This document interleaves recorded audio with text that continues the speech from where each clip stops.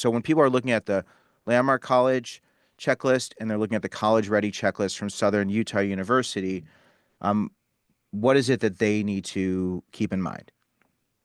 There are very few ways of measuring whether students are ready for college or not, right? My job, one of the things that I do professionally is what we call transition assessment, which is literally to do clinical, formal, and informal assessment of students and try to identify how ready they are for whatever their goals are after high school. And Landmark College Readiness Assessment has been around since 2009, if not before that. Hasn't really been modified since then. And we don't have a lot of better college checklists since then either. So it's a tool that I started using, 12, 13 years ago before that. But there's ways that it wasn't sufficient for thinking about college readiness for students. And it's the same thing with the sort of checklist from Southern Utah University, because one of the things that's missing from those checklists are life skills and some of the social skills. And Right. when you read when you read articles in the New York Times, when you read articles about college readiness for students, I mean, one of the things we talk about all the time are the life skills, things like waking up on time, right? Being able to wake yourself up for college without a parent doing that. Um, so these are great checklists, and there are places that I've always felt like they were lacking. And so I've supplemented over time. And then I realized, people often ask, do you have a checklist for that? So I thought I should put out there what I've been using as a checklist, but it really is informal, right? And it's something that's been figured out over time. I do think some of these academic readiness skills, really thinking about what volume of reading a student can do. Can they summarize information? Can they write a research paper where they cite from other sources? The litmus test on these measures is, can they write a 10-page research paper? There are students who can get a 4-year degree in the United States of America right now without writing a 10-page research paper. So it's not like every single one of these is exactly what a student needs to be able to be a college student. Yeah. But I want to know how close students are to being able to do these academic skills, to really think about how ready they are, and also for them to have that understanding when they're picking and choosing a college, because different colleges have very different levels of rigor in the country right now. Understanding, the 5 questions, the academic skills questions. And do you mind if I read them, and Sure. then we could just like focus on one of them, or you kind of already touched on it, but the five are, can the student read up to 200 pages per week? Does the student have a system for taking notes? That's number 2. 3, can the student write a structured 10-page paper with references? Number 4, does the student have a method for preparing for tests and exams? And 5, can the student summarize a college level reading assignment? So of that, is there one that you wanted to talk more about? If we think about students with disabilities, I think the note-taking one ends up being incredibly important. And I know you've had different conversations with Elizabeth Hamblett on your show, and I'm sure she has brought this up as well. There's a lot of confusion around note-taking accommodations in college, and the idea that students can just have somebody else take notes for them and they don't need to be able to take their own notes in class. Expectations for college students are that college students can take notes in some way, shape, or form. Accommodations are just that. They supplement, right? They sort of accommodate. And so, unfortunately, in a lot of our high schools, special education services are all about helping students to be successful, to be able to learn the content sometimes regardless of level and independence.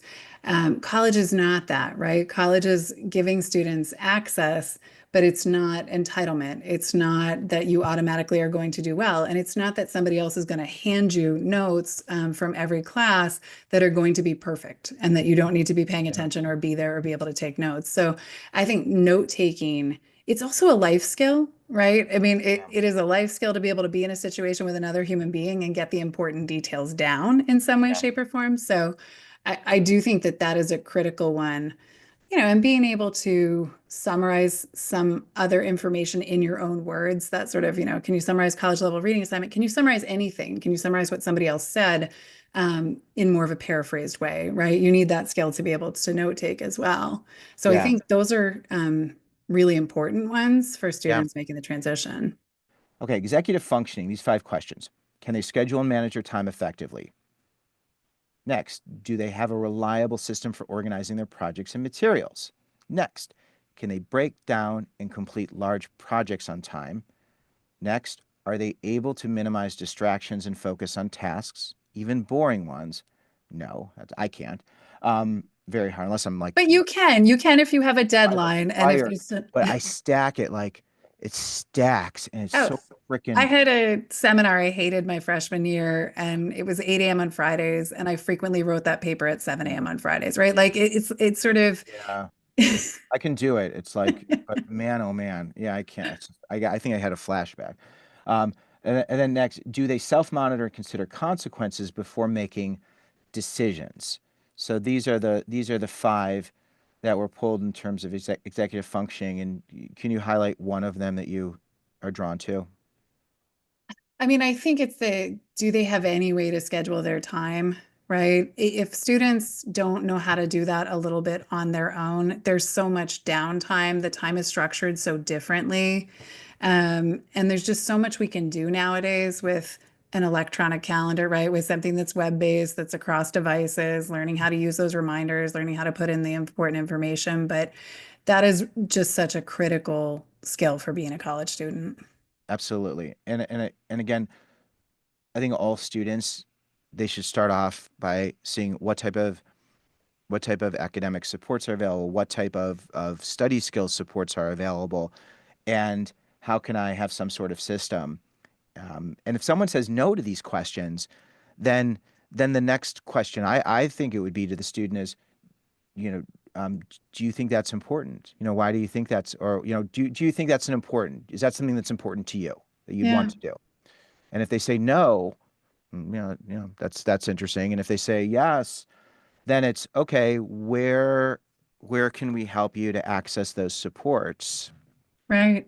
And it's interesting too, because sometimes students don't like, sometimes the no and the not thinking it's important is because they don't realize they're going to have to do it themselves. Yeah, There are so many wild expectations about what is a service that a college provides yeah, that are just not real in the world. And so sometimes there's more psychoeducation about what happens in college and what doesn't happen in college that yeah. helps students to understand why a skill is important. So another question asking the student disability office, and every family, I highly recommend you do this. If, well, this is May, if you know where you're going now, Now, this is right? the time. This is it. And you can ask them about the accommodations you're used to, and go through that list and say, what should our expectations be? Or the student said, what should the expectations be for me in college? Would you say that's a good way to approach it? This is a really important time to talk through what supports you're used to having and how realistic those are on a college campus. And there are just some things that are, medication management services, that's not a thing, right? Wake up calls, that's very much not a thing. And even if a college, let's say the college offers academic coaching or executive function coaching, that is still often limited. It happens a certain time of week. Sometimes there's an extra fee for that service. So you really need to understand how your needs are going to be met in that next environment and be prepared for that. And this is definitely the time to be doing that. Right. And okay, self-awareness and self-advocacy. So we're up to 11. I'm just going to do the numbers because it'll be easy for you all. So 11 is, do they have a clear understanding of academic strengths and challenges? Number 12, can they identify and effectively request the support they need? 13, are they comfortable participating in discussions and asking questions when needed? Number 14, are they able to make informed choices and independently manage their responsibilities? Number 15, can they confidently stand by their opinions and values even when facing disagreement? Anyone you want to just highlight?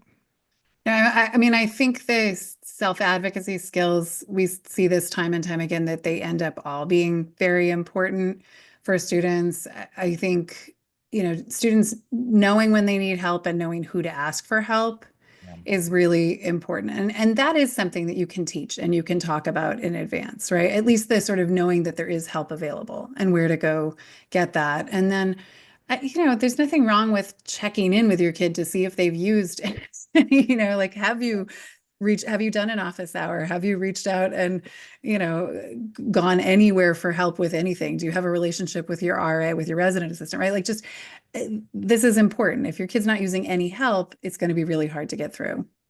Okay, attitude and motivation. Number 16, do they have a clear, achievable goal for their first year in college? 17, are they motivated by genuine curiosity and interest in learning? 18, can they pursue activities and opportunities independently? 19, are they confident in their ability to succeed and open to facing new challenges? And 20, do they have a long-term vision that connects college to their future goals? I think it's that one. It's the fifth one, right? It's like, do they know why they're in college? You know, Yeah. do they know why they want to go to college? And sometimes it's just, I want to have a college degree. Like that can be, Do you think that's part of, enough? Because I students tell me that, and I don't let that be the answer. I, I, I say, why do you, well, I say, I how's want it the college? why. It needs to connect to something, but I think it is. I think it can be enough if they have a reason for that, right? If they have a Right. reason they want to have a degree. But yeah, they have to, I mean, they have to have something that they're Yeah. interested in actually learning about, right? There are students who getting that degree is an enormous motivating factor for them. Um, and that can make the difference, but there have to be other skills that go along with that. Yeah. Yeah. That what do you want, and the wild curiosity piece. Because I work in a lot of communities where parents don't ask their kids the question, do you want to go to college? It's okay, so the next step is college, so we need to be thinking about that. And I think one of the most powerful things a parent could do and a student can do is also be able to answer that question, do I want to go? Like, do you want Hmm. to go to college? Because you might discover they don't want to. And if they don't want to, well, it's going to be really hard for them to be successful. Well, and I think we have this weird perspective that somehow, kids should have to make this decision. And so, that it matters if a kid decides they Yeah. want to go to college at 17 or 18, like somehow that's the only point in time to make that decision. Or as a parent, that we would need to grieve because our kid didn't make that decision at 17 or 18, when in reality, our students are only, 25% of the way through their lives. Like there's so much more Yeah. opportunity.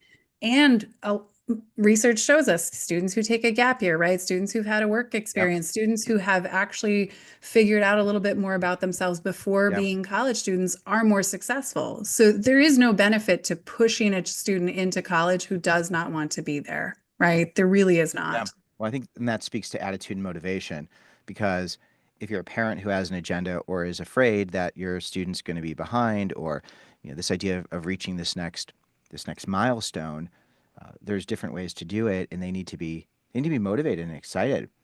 And that idea of being wildly curious, that Yeah. gap year is such a great time to be able. If you look at the SEPFA acronyms, the social, emotional, physical, financial, academic, when you have a gap year, you oftentimes will strip away the financial and the academic, so you're able to focus more on the social, emotional, and the physical. Just being in a new place, having time to exercise those different skills, and really nurture a curiosity, which lends itself to these college readiness questions.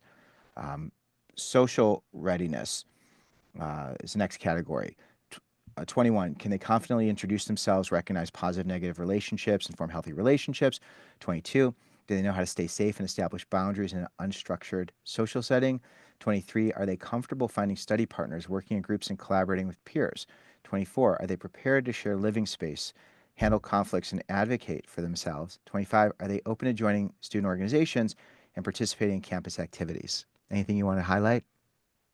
No, but I think the living situation one is always an interesting question. And obviously it's where the naked roommate comes from, right? There's a lot that students haven't yet envisioned about what it means to live in a college environment. Yeah. And so I think it's so important to talk about that and figure out where students' comfort is. And I get nervous, if a student has not had overnight experience living with somebody else, thinking that they're just going to launch into a 4-year Yeah. college um, is a lot. Yeah. And going hand in hand with that, I meet a lot of students who have had some challenges, on the social side, and they start college, and their parents also support this, that it's going to be a new start. This is going to be the start of me having a lot of friends and having a social network that I've never had before. And in some situations that happens, and it's wonderful when it happens. But when a student says it's a restart and it's a new me, I'm like, I'm so excited that you feel that way, because you're so much, you're looking at this through a fresh set of eyes. And but a lot of the parts of you are coming with you, and that's not a bad thing. It's that those things can really inform you and help you so that you can really plan. Like that idea of having one, and I think especially for, I mean, as a neurodivergent uh, adult, uh, you would be surprised. Social situations are really hard for me, or maybe people wouldn't be surprised. I have a very clearly defined role. And because I have a clearly defined role, I have something to say, I have something to do, people have context. It makes social situations easier because the relationship has already started. When I went to college and go through changes, or I'm in different situations, it can be very difficult for me.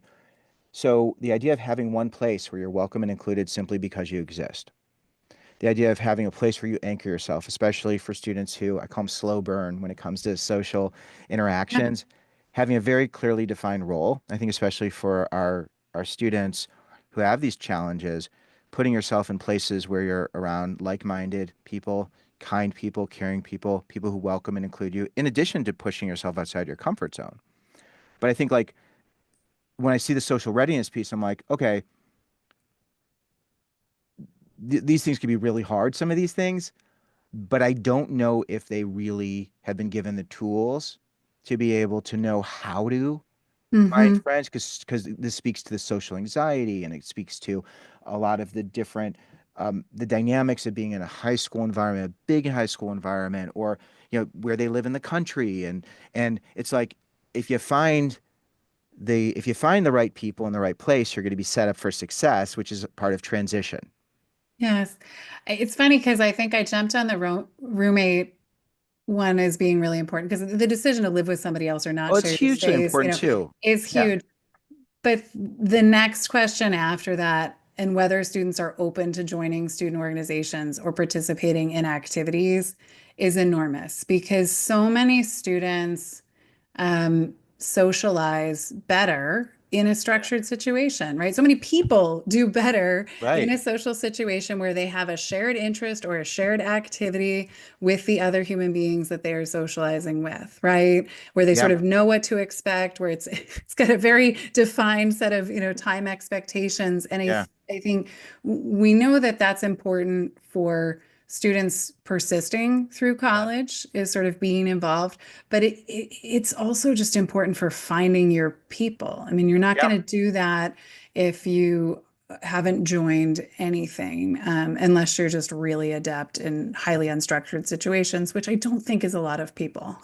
Essential life skills this is the last one. 26, does your student practice consistent and effective self-care? 27, can they independently manage personal medical needs? 28, are they capable of preparing simple meals and managing household chores? 29, can they wake up and manage their daily routine independently? 30, do they know how to budget and manage their finances? And 31, can they seek help when facing personal challenges? I mean, we've probably talked about waking up on time a few Yes. times, and I do think everything starts with that. But the self-care habits, and I know those don't always look perfect for teenagers, but we see a lot of research point to very basic things like your sleep hygiene, eating in a way that's going to at least nourish your body, right?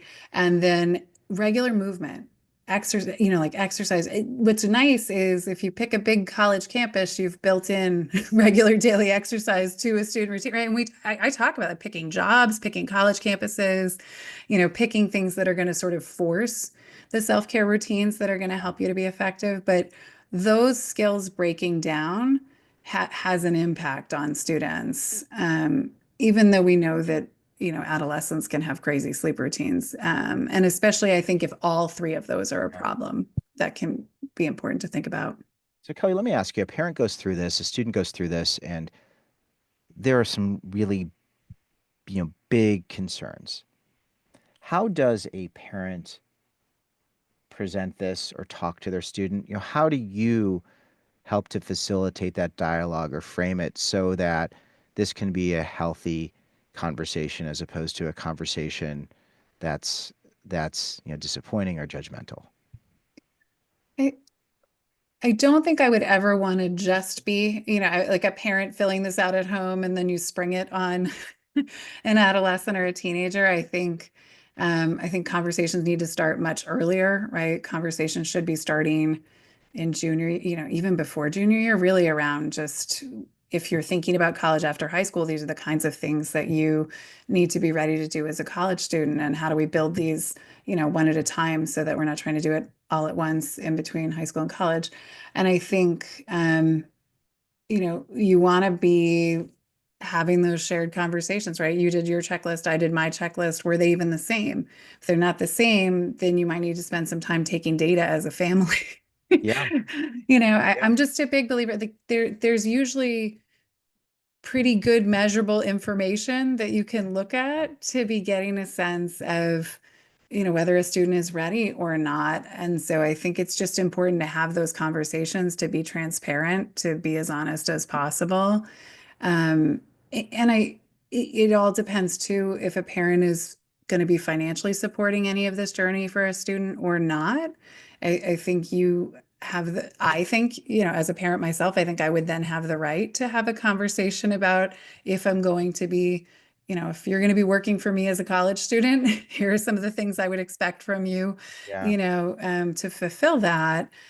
Some students can really turn it around and show some incredible skill development once you've had those honest conversations, right? Once you've pointed out that something is important. So I'm just a big believer in honest dialogue, Yeah. um, Yeah. sticking And with whatever you've talked about.